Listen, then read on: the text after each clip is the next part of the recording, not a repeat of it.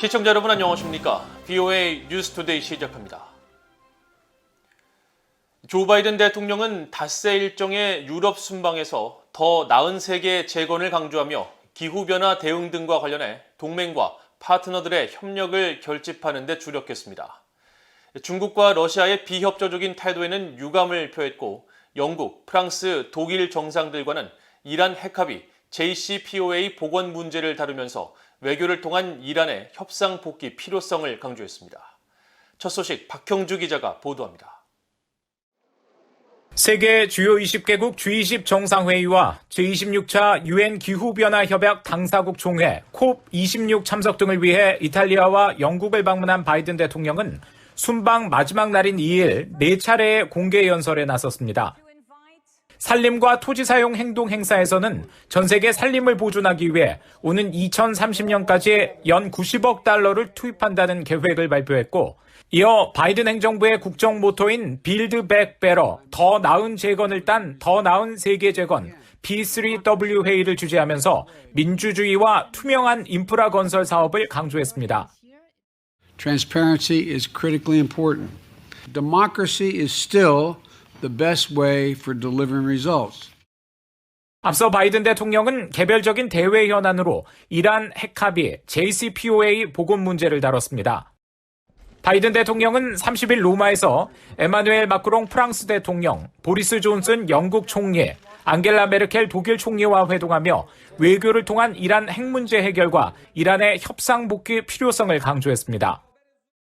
We came together to reiterate our shared belief that diplomacy is the best way to prevent Iran from gaining a nuclear weapon, and we discussed how best to encourage Iran to resume serious good faith negotiations. 지난달 30일과 31일 이탈리아 로마에서 2년 만에 대면으로 열린 세계 주요 20개국 G20 정상회의에서는 기후변화 문제와 함께 백신 보급 등 신종 코로나 바이러스 대응, 세계 공급망 안정 등이 주요 의제로 다뤄졌는데, 온실가스의 실질적인 배출량을 제로로 하는 탄소 중립 목표 시한을 2050년으로 명시하지 못한 데 대한 중국과 러시아의 비협조를 지적했습니다. Disappointment relates to the fact that Russia and including not only Russia but China basically didn't show up in terms of any commitments to deal with climate change.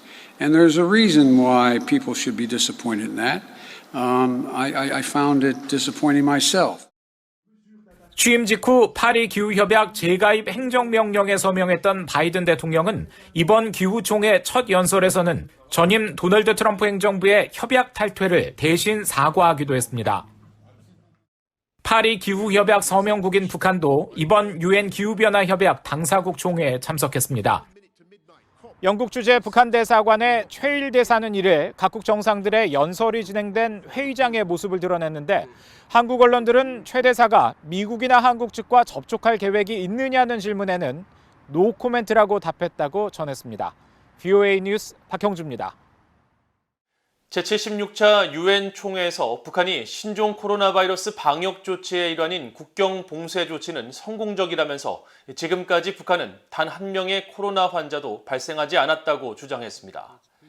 유엔 주재 북한 대사관의 김인철 서기관은 지난달 27일 유엔 총회 4위원회 회의 당시 주 유엔 이스라엘 대사관 측이 앞선 김성 북한 대사의 이스라엘 비판 발언에 반박하며 북한은 신종 코로나 바이러스 방역을 핑계로 주민들의 고통을 가중시키고 있다고 비판한 데 대해 이는 내정 간섭으로 이스라엘 같은 나라가 북한의 코로나 관련 조치를 비난할 권리가 없다면서 이같이 주장했습니다. 앞서 북한의 김성 대사는 지난달 27일 회의에서 이스라엘과 팔레스타인의 영토 문제를 지적하면서 팔레스타인 사람의 인권과 그 영토에 영향을 주는 이스라엘의 행위에 대한 조사와 군사행동 중단을 거론하면서 팔레스타인인에 대한 차별과 인권 유린을 하는 이스라엘은 다른 나라의 인권 문제를 논할 위치에 있지 않다고 주장했습니다. 이에 대해 주 유엔 이스라엘 대사관 측은 북한 대사가 인권이라는 단어를 사용하며 이스라엘을 공격하는 것은 뻔뻔하다고 비난했습니다.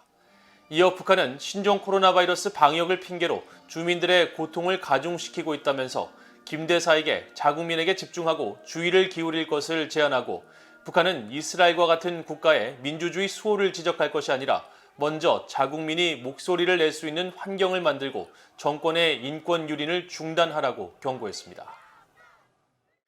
미국 연방법원이 중국 기업과 관계자들의 대북 제재 위반 자금 약 96만 달러에 대해 물수 판결을 내렸습니다.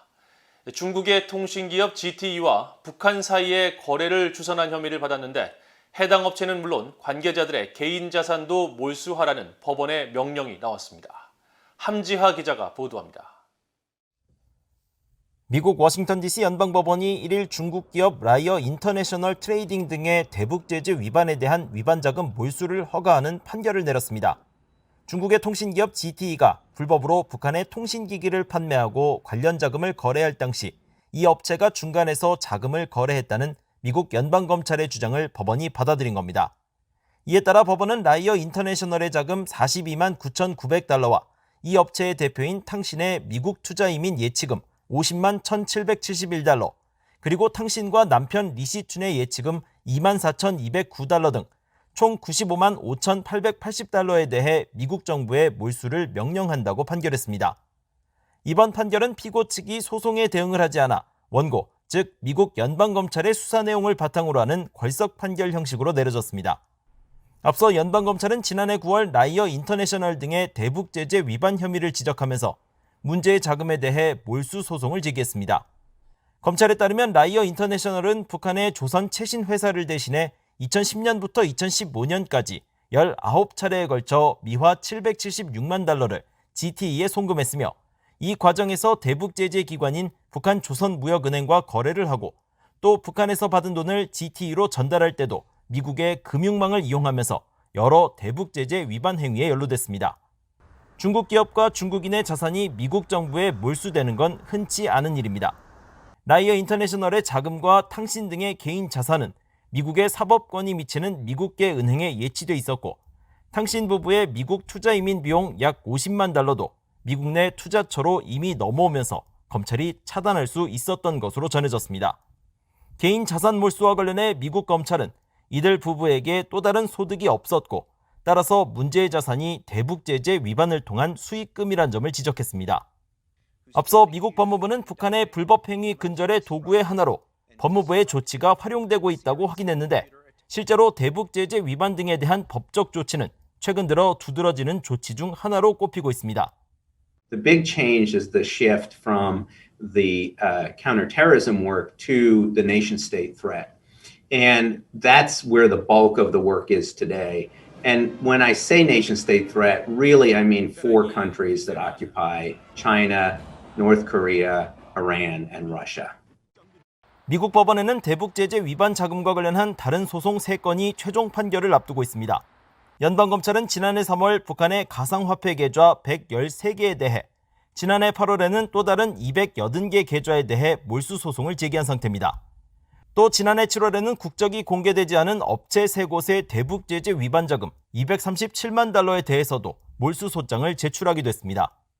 이들 3건의 대북 제재 위반 혐의 몰수 소송들은 모두 공식 공고 등 필요한 절차를 모두 마무리한 상태여서 법원의 최종 궐석 판결만을 남기고 있습니다. BOE 뉴스 함자입니다. 한국 공군이 GPS 유도 폭탄 성능 개선을 위한 필요 장비를 국외에서 구매하기로 결정한 것과 관련해 GPS 유도 폭탄은 지휘 통제소와 벙커를 비롯해 북한의 군사 목표물을 정밀 타격하고 파괴 능력을 강화할 것이라고 미국 내 전문가들이 분석했습니다. 게리 세이모어 전 백악관 대량 살상 무기 조정관은 2일 VOA와의 전화통화에서 한국의 GPS 유도 폭탄 기능 향상은 어떤 목표물도 파괴해 북한에 대응하는 방안으로 사용될 수 있다고 설명했습니다. 특히 북한 김정은 국무위원장이 머물 가능성이 있는 지휘 통제소와 벙커 등 모든 종류의 목표물에 대해 GPS 유도 폭탄을 사용할 수 있다면서 GPS 유도 폭탄 성능 개선은 한국, 특히 한국 공군의 군사적 효율성을 높일 것이라고 평가했습니다. 제프리 루이스 동아시아 비확산 센터 소장은 정확도가 높은 GPS 유도 폭탄의 장점 중 하나는 외국에 있는 적을 정밀 타격하는 능력이라면서 일반적으로 2,000파운드, 약 900kg에 불과한 GPS 유도 폭탄의 경우 목표물을 정확히 파괴하는 측면에서 훨씬 더 효과적이며 부수적인 피해 위험이 적다고 지적했습니다. 앞서 한국방위사업청은 1일 화상회의를 통해 공군의 GPS 유도 폭탄의 관통 성능과 정밀 유도를 높이는 등 성능 개선이 필요한 장비들에 대한 구매를 결정했다고 한국 언론들이 보도했습니다. 북한이 내년에 위성 로켓 발사와 신형 무기 시험 등을 지속하면서 한반도 정세를 긴장 국면으로 몰고 갈 가능성이 크다는 분석이 제기됐습니다. 한국국가안보전략연구원은 2일 발표한 북한 국방발전 전람회 개최 배경과 전망 보고서에서 북한이 내년 2월 김정일 생일 80주년과 4월 김일성 생일 110주년을 맞아 위성 로켓을 발사할 가능성이 있다고 분석했습니다. 특히 한국이 내년 5월 위성 로켓인 누리호 2차 발사를 예정하고 있는 만큼 북한이 이에 대한 대응 성격의 발사도 고려할 수 있다면서 북한의 위성 로켓 발사에 대해 국제사회가 비판하면 이를 이중 기준으로 비난하면서 한반도에서 군사적 긴장을 높여갈 가능성을 배제할 수 없다고 전망했습니다.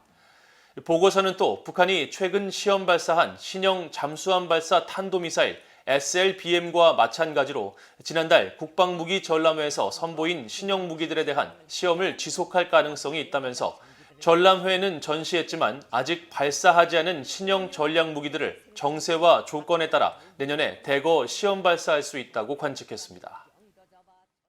이상으로 VOA 뉴스투데이를 모두 마칩니다. 시청해주신 여러분 고맙습니다.